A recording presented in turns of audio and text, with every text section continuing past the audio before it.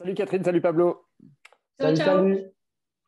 Bon, J+2, mais on s'est dit qu'on allait faire un nouveau rendez-vous quotidien qui s'apparente au débrief que vous avez déjà l'habitude de voir pour ceux qui nous suivent. On va faire des débriefs de 10 minutes thématiques chaque jour jusqu'au second tour.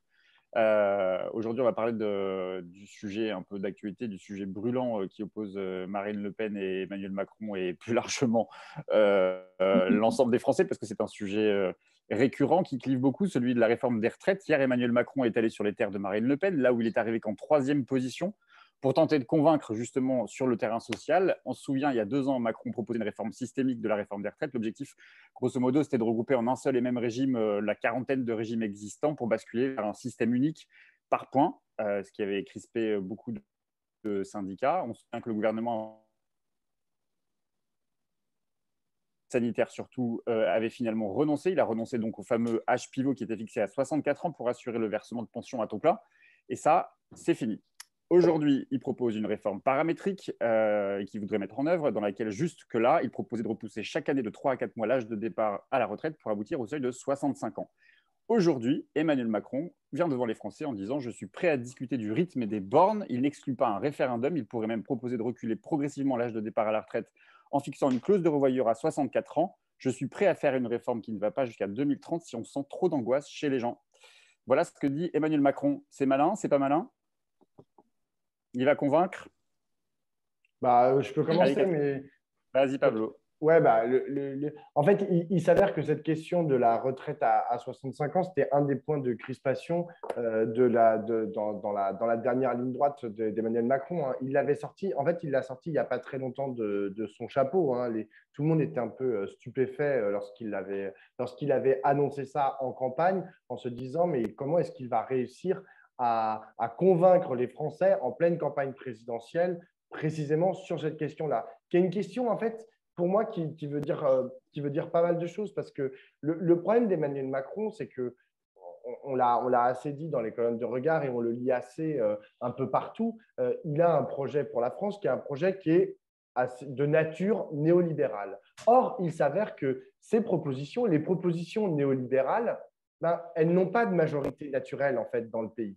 Et donc, il y a une espèce de paradoxe là-dedans qui est que enfin, en tant que président néolibéral, ou je ne sais pas ce que c'est, en tant que président macroniste, hein, Macron est un président macroniste, et en tant que candidat macroniste, en fait, c'est ça la proposition qu'il a à faire. C'est même une proposition très importante, une proposition clé. Le seul problème, c'est que les Français n'en veulent pas. Et donc, c'est tout le paradoxe. Et en même temps, il est à 28% parce que précisément, il est ce qu'il est, il est lui-même. Et en même temps, les Français ne veulent pas dans le détail ce qu'il propose. D'autant que, et nous on l'a déjà dit hein, dans les débriefs pendant la campagne, c'est à mon sens une grosse erreur. Parce qu'on l'a vu hein, depuis 2 jours maintenant, Marine Le Pen, enfin, ça fait maintenant longtemps, hein, elle avait commencé pendant la campagne. Elle veut être la présidente du pouvoir d'achat. Elle veut récupérer la question du pouvoir d'achat, que ce soit d'ailleurs pour les retraités, mais aussi pour les actifs. Elle veut récupérer cette incarnation finalement et par opposition à Emmanuel Macron qui serait le président des riches, qui voudrait faire travailler les Français plus longtemps, etc.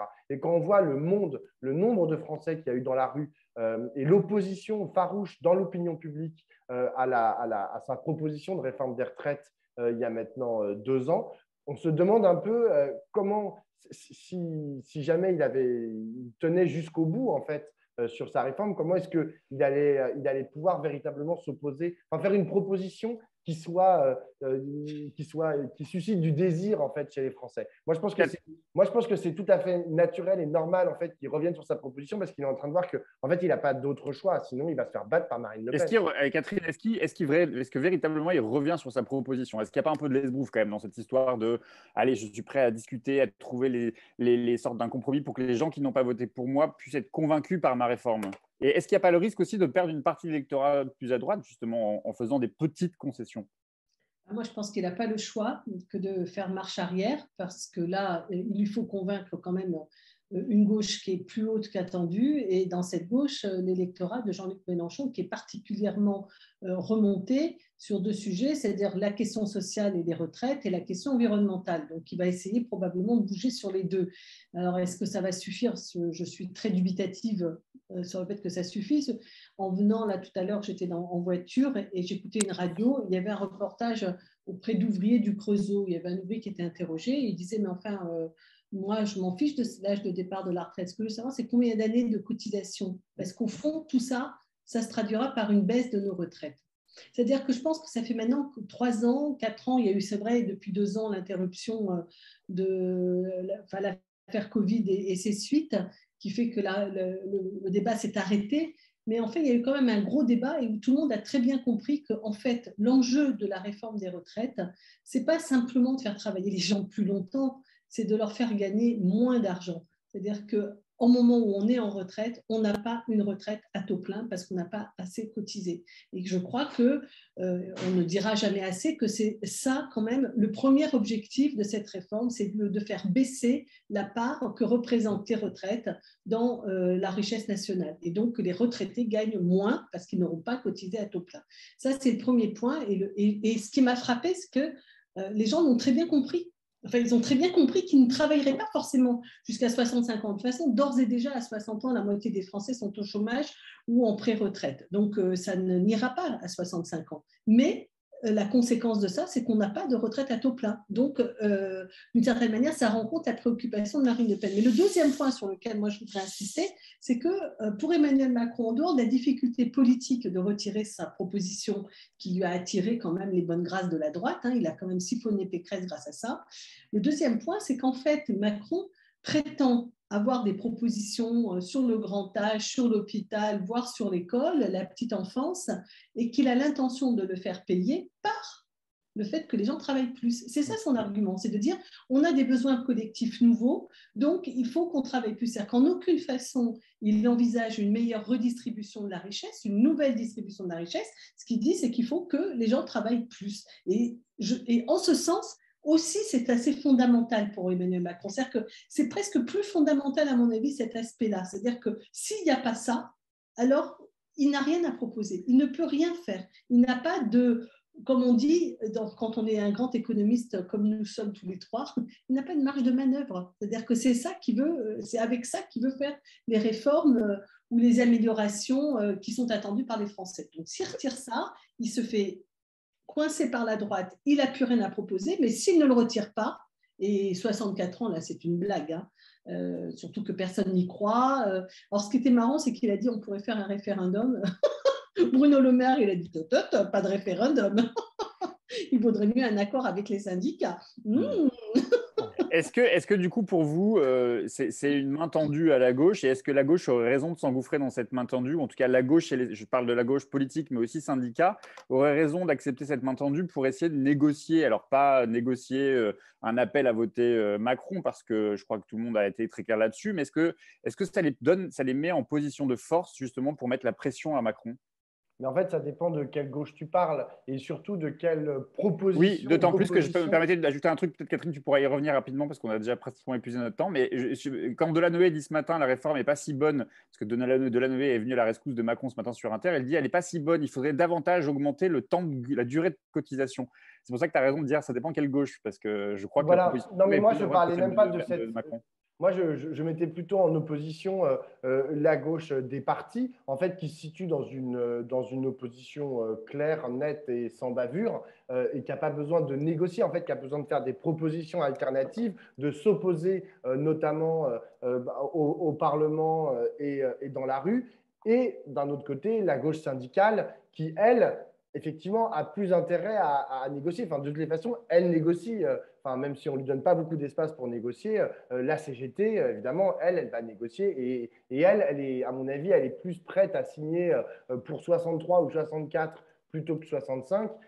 Non, mais je sais, elle ne le fera pas forcément, mais les logiques ne sont pas du tout les mêmes. Pourquoi tu dis ça, Pablo? En fait, ce que je dis, c'est que qu'il y a une différence en fait lorsque tu es au Parlement et que tu es dans l'opposition et que de toute façon tu as décidé d'envoyer bouler. Mais l'enjeu est moins pour l'après que dans l'entre-deux tours. Et pour la CGT ou d'autres associations qui, eux, ils siègent Ma question valait moins pour l'après. Ma question valait moins pour l'après que maintenant. Quel est le rôle de la gauche, justement, face à cette petite main tendue que propose Macron? Moi, je crois que personne ne va la saisir. C'est à Emmanuel Macron d'aller convaincre les électeurs. C'est à lui d'aller les chercher avec les dents. C'est ça qu'elle avait dit, Sandrine Rousseau. C'est sûr, il va falloir qu'il les convainc. Je veux dire, et là, pour l'instant, moi, je n'en sais rien parce que ce n'est pas mon environnement à moi, évidemment pas symptomatique. Ce que j'ai entendu ce matin à la radio n'est pas non plus révélateur. Enfin, je ne crois pas que ça fasse le compte par rapport au niveau de défiance qu'il y a à son égard, surtout le fait qu'en fait, il s'engage sur rien. Et il dit oui, mais moi je veux rassembler tout le monde, je suis quelqu'un qui écoute. Mais enfin, qui croit ça? Personne ne croit ça d'Emmanuel Macron. Ou bien il retire sa réforme, sa proposition. Et là, je pense qu'il se met en grande fragilité, en grande difficulté vis-à-vis de la droite et vis-à-vis de son programme, ce que j'ai dit tout à l'heure. Ou alors, ça va pas. Il va avoir beaucoup de mal à convaincre sur ce sujet-là. Ça ne veut pas dire que je considère que ce soit son seul argument pour faire voter contre Marine Le Pen, bien sûr. Et la position de Marine Le Pen sur la retraite, elle est plus confortable pour l'électorat de gauche, selon vous, que celle que ne l'est justement la position d'Emmanuel Macron, y compris avec ses propositions de main tendue? En une minute, chacun. Moi, je pense que c'est pas ça le sujet. Enfin, s'il y a des électeurs de gauche qui pensent que… Bah non, mais s'il y a des électeurs de gauche qui se laissent berner parce que, genre, il y a écrit dans le programme de Le Pen, je suis pour garder la retraite à 62 ans, voire l'aménager pour entre 60 et 62 ans pour les carrières pénibles. Je pense que ceux qui sont avoir par ça, il y a un vrai souci. Ils ne savent pas lire un programme, ils ne savent pas écouter un discours et surtout, ils n'arrivent pas à envisager ce que c'est qu'un projet. Non, c'est pas… Je veux dire, il y a peut-être des gens qui vont se laisser berner, en fait, qui peuvent se laisser avoir parce que c'est vrai que c'est une question cruciale et c'est une question importante pour les Français, on le sait, mais enfin, il y a quand même tout le reste de ce qu'elle propose. Et même dans son projet de réforme des retraites, il faut faire très attention. Nous, ou plutôt on garde l'existant. Il faut faire très attention après, en fait, à ce qu'elle va véritablement faire.